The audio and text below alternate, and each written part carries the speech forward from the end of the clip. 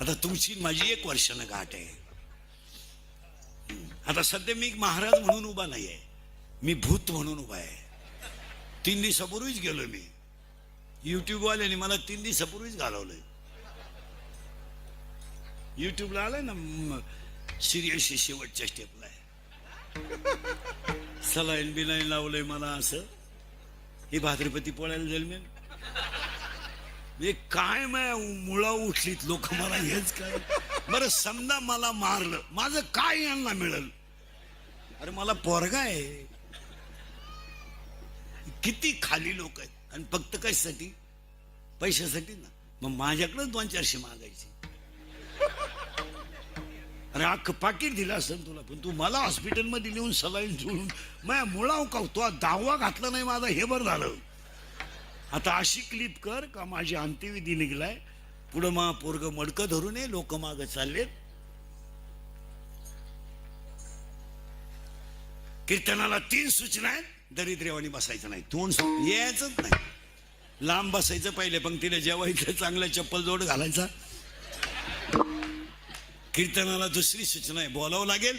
आणि 3री सूचना आहे, जागेवर कीर्तनाला ऐकायचं. अभंगाला सुरुवात का हा अभंग काकड्याचा आहे का? आज एका वैराग्यवान आणि निष्ठावंत वारकऱ्याचं 25वा पुण्यस्मरण. कोणी उठण काही केलं परमार्थ, आता परमार्थ नाही. आणि तो त्यांनीच केला महाराज. आणि एक विशेष महाराज, रामगिरी महाराजांनी ज्या गावांमध्ये कीर्तन केली, त्या गावांनी ती नाळ गिरी परिवाराशी अजून तशी जोडून ठेवली. म्हणजे वडिलांचे जे गाव होते, दातली, शहापूर, केदारपूर, खोपडी, मुसळगाव, दुडीपर्यंत, इकडं खाली याच्यापर्यंत, ही सगळी गावांनी 4-4 माणसांनी का होईना, पण ह्या कुटुंबाची नाळ जशीच्या तशी झाली. तुम्ही बारीक कोण विचारतो कोणला? उद्या राष्ट्रपती गेला तर परदेशी नाव सुद्धा माहित नाही कोणाला. कोण घेतं का कधी? कोणी कोण हे ते एवढे गेले कोण नाव घेतं? आता हे एवढे मोठा माणूस गेला, संपला विषय, 2-4 दिवस आपलं संपलं. पण ह्या गावाने नाळ जोडून ठेवली.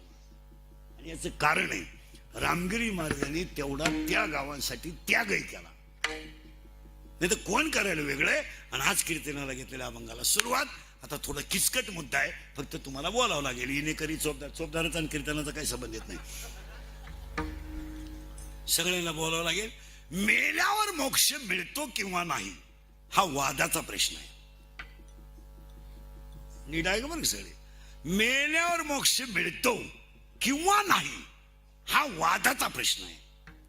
जो मेलाय त्याला मोक्ष मिळालाय हे माहित नाही. मी काय म्हणतो समजत का? आणि मरताना ज्याच्याजवळ जे होते त्यांना मोक्ष मिळालाय, त्याला हे यांना माहित नाही.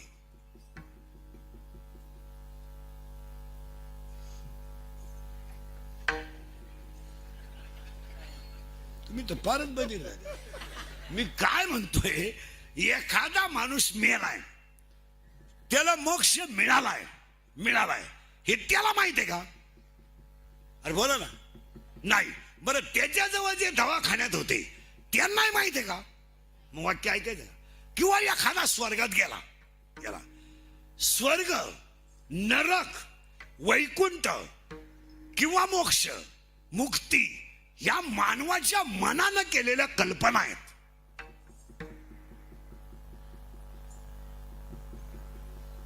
मी काय म्हणतोय सुधरत का? काल म्हण तो मेलाय, आता कोण गेला स्वर्गात? आता काही माणसं म्हणतात आमचे वडील वर गेले. कुठवर गेले? तर त्याला गावातलं का कोणी भेटलं नाही. तुम्ही माझं ऐका, मी काय म्हणतोय, मेल्यावर मोक्ष मिळतो किंवा नाही हा वादाचा प्रश्न आहे. पण हरिपाठ आणि काकडा केल्यावर मोक्षाचा आनंद मिळतो हे आज खरं आहे. आता या घडीला खरं आहे. 16/12/2025 ला खरं आहे. आता हे जे सुंदर गातात गुरुजी, हे का गायलेत? तर त्यांच्या आतल्या ब्रह्मानंदामध्ये तो आनंद त्यांनी घेतला. आणि ते गाताना त्यांनी जो आनंद घेतलाय तो मोक्षाचा आनंद आहे. वर कोण गेलाय? तुम्ही जाताच का आला वर?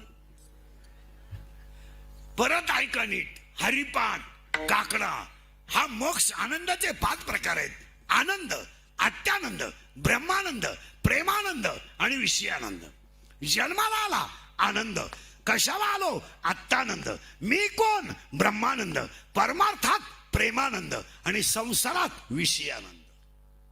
आनंद आहेत, पण भजनाने आनंद मिळतो आणि तोच खरा आनंद आहे. याच्यावर तुमचं मत काय? काही बोलत नाही आजरी तुम्ही. आपल्याला हा माना तर माना, हा माना नाही तर नाही म्हणा, मी चूक सुधरून घेईन. तुम्ही नाही म्हणले मी वाक्य बदलीन, आणि तुम्ही हा म्हणले तर मी पुढे चालेल. पण मी गेल्यावर क्लिप टाकून बघू नका. असेल ते तो परत सांगतो, हा जो आनंद आहे हा मोक्षाचा आनंद नक्कीच आहे. तुमचं काय मत आहे? आता हे जुने म्हातारे आहेत. मी जसा महाराज झालो तसे 2 म्हातारा मी काकडा करताना पाहतोय, अजून तसंच आहे तसंच आहे. आता मलाच 32 वर्ष लागलंय महाराज झाल्याला, 5 दिवसापासून. मग आता काल परवा मी येलो होतो म्हणलो, नवीन नाही घालू. आता मी पहिला नाही राहिलो. आता पहिला 25,000 करायचा, आता जमणार नाही, आता नवीन आलो.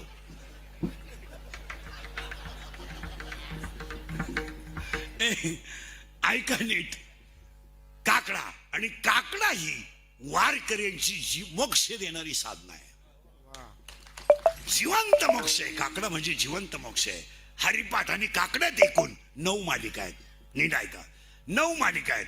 रूप पाहता लोचनी येग येग इठाबाई पहिली मालिका आहे. उचलीच काही पुण्यवंत व्हावे दुसरी मालिका आहे. सुंदर ते ध्यान नको ब्रह्मज्ञान तिसरी मालिका आहे. उठा उठा प्रभा झाली तुझी आहे निडळी चौथी मालिका आहे. ज्ञानियांचा राजा 5वी मालिका आहे. योगिया दुर्लभ 6वी मालिका आहे. आणि चित्ती तुझे पाय 7वी मालिका आहे. आणि 7 मालिका झाल्या की एक वासुदेव, एक मुका, एक जुगी, एक बैरा असे मिळून 148 अभंग काकड्यात आहेत. 148 अभंगामध्ये पहिले जे 12 अभंग आहेत, पहिले 12 रूप पाहता लोचनी राहो आता याची ध्यान वचन ऐका कमलापती तुझं पाहता समोरी आता तुम्ही कुपावंत न धरी उदास तुम्ही सनकाधिक संत गरुडाचे पायी येग येग विठाबाई आणि विठ्ठल रुक्मिणी तुम्ही अखंड आना देणी. हे 12 अभंग मंगलचरणाचे आहेत. मंगलचरणाचे.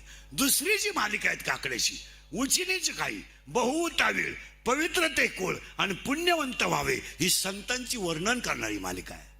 आणि तिसरी जी मालिका आहे, सुंदर ते ध्यान सदा माझे डोळे आवडे हे रूप जणी दृष्टी लागो पाहता श्रीमुख सुखावले सुख आणि नको ब्रह्मज्ञान आत्मस्थिती भाव, ही जी मालिका आहे ही देवाची विनंती करणारी मालिका आहे.